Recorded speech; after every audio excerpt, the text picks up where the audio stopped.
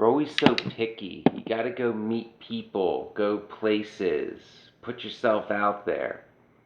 As INFJs, I'm sure you've all heard this at one time or another in your life. Growing up, people often wondered why you had a close-knit group of friends but not that wide array of acquaintances, why you weren't constantly seeking to meet new people or to make the first move. So that being said, I'm going to do a video that describes the 10 things an INFJ needs in a friendship. And first and foremost, we need to feel safe. INFJs, particularly younger ones, are very self-conscious and don't have the best confidence. We overthink everything, and at times we are afraid to be ourselves. So we need to feel like, we can be ourselves and not have to be in chameleon mode. Second, we need understanding. We know we're weird and eccentric. We learn to accept that at some point. I did like 20 years ago. But we need understanding, people who understand and accept our quirks and our, eccentric nature for what it is.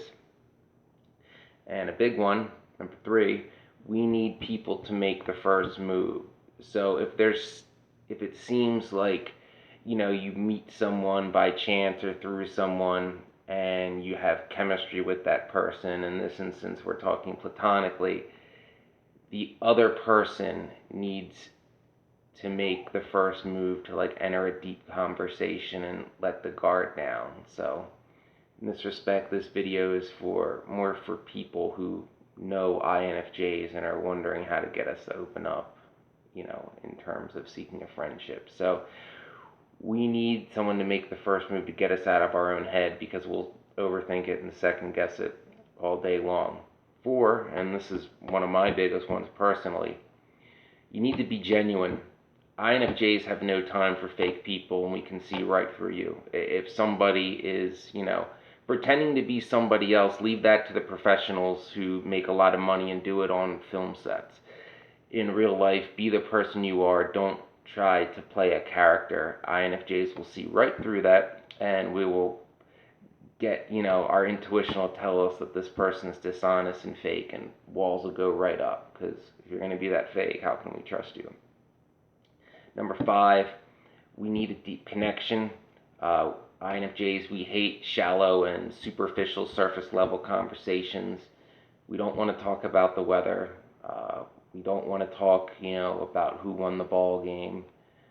We want to get into deep existential things like, the meaning of life or why things are the way they are, deep political conversations, analyzation of books and poetry and things like that. If you want to befriend an INFJ, be prepared for conversations to get real deep, because we're into that.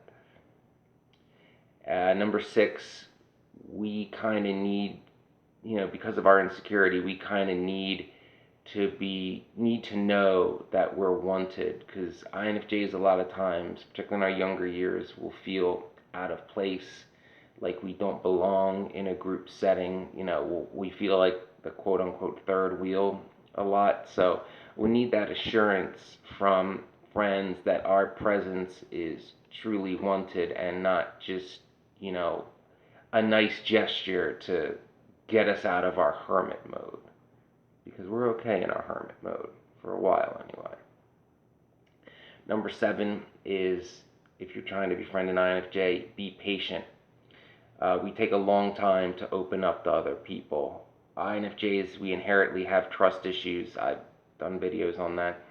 And a lot of us have suffered, emotional and narcissistic, some kind of abuse, because our empathic nature and our struggles in our younger years to stick up for ourselves and speak up for ourselves makes us easy targets. And many abusers, particularly narcissists, like to use what John Atack calls weaponized empaths to basically help the narcissist abuse more people and use more people, because some people can see through a narcissist, but if an empath is, their little flying monkey doing some of the dirty work for the narcissist, people will trust that empath. So we need friendships too, with being patient.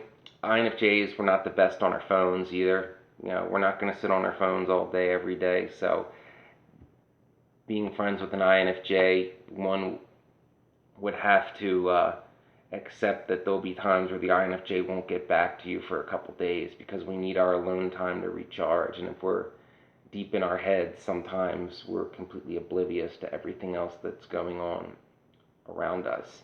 Number 8, INFJs need their friends to trust us.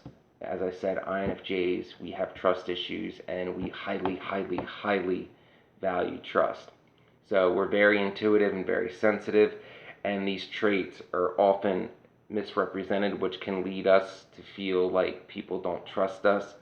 We hate when somebody dismisses our intuition and treats us like we need to be coddled or protected from ourselves. Basically, a friend would have to trust an INFJ's intuition because an INFJ's intuition is more often than not right. And if a friend trusts an INFJ, they trust our intuition and won't try to talk said INFJ out of following their intuition. Because as I know from my own personal experience, when an INFJ ignores their intuition, bad things usually happen. So, trust it. Number 9, big one for us, we need time to be left alone. Just because we're friends with somebody doesn't mean that we want to be around that person 24/7. That's normally the case for INFJs. I would say the only exception to that rule with INFJs is if they're truly in love with somebody, and then they may not need so much alone time, but we still need time to think and recharge. So instead of like if you have such a relationship, alone time may qualify as like sitting and cuddling without talking, because then we can still be in our head, but we're still showing affection. But in a friendship, we need time to recharge, and also, aside from just being alone to recharge, we, combining our deep conversation, we love one-on-one conversations with a person. If you're truly a good friend of an INFJ, you'll want to engage that INFJ in time spent one-on-one in deep conversations and not just in group activities, because INFJs, we kind of like a battery to how much we can tolerate group situations until we need to recharge. It depends on the size of the group. It depends on who the people are. If the INFJ is comfortable with the majority of the people, it may not be as draining. But if it's, say, an INFJ has one or two friends in a group of strangers or acquaintances, yeah, that's gonna drain the battery of how much group interaction the INFJ can handle, and we will need time to recharge from that. Number 10, we need you to know we care. INFJs are very empathic, and we have high hopes for our friendships. We're very selective of who we let in and who we let our guard down around. So, INFJs, being very empathic, care deeply about the select people they care about. So, if you are in that, exclusive inner circle of an INFJ, you have to let that INFJ know that you know how much the INFJ values your friendship and how much they care about you. INFJs are notorious for going above and beyond for the people we truly care about, to the point of at times putting ourselves in physical harm or doing things that most other people wouldn't do, like, punch a photographer who sexually assaulted an INFJ's friends, and, leave a modeling shoot in handcuffs. So things like that. That's the extent an INFJ will go for someone they truly care about. And the friend of the INFJ, needs to understand just how much the INFJ values their friendship, and how the INFJ, does not see that friend as easily replaceable. So, the list didn't include specific personality types. Obviously, there's going to be personality types that an INFJ opens up to more easily than others. I said it before, personally, I'm most drawn to ENFJs because they get us, and yet they're extroverted. They're very good at getting us out of our shell, so to say. They're very genuine people who also highly value trust and are targeted by the same negative people. Others, ENFPs, INFPs, types like that, more, other intuitive types, it'll be easier for the INFJ to open up to someone like that as opposed to sensor types, which INFJs will have far less in common with, and especially in terms of the way we're thinking. So that's just 10 videos, or yeah, 10 videos. That's just 10 things that an INFJ looks for in a friendship. So if you have an INFJ acquaintance and you're wondering, why they're so slow to open up, here's some insight into why we are that way and what you can do to get that person to open up to you. Because chances are, if you have an INFJ acquaintance who even at times is making the effort to seek conversation with you, they want to get to know you better, but they're afraid of taking that leap into letting our guard down.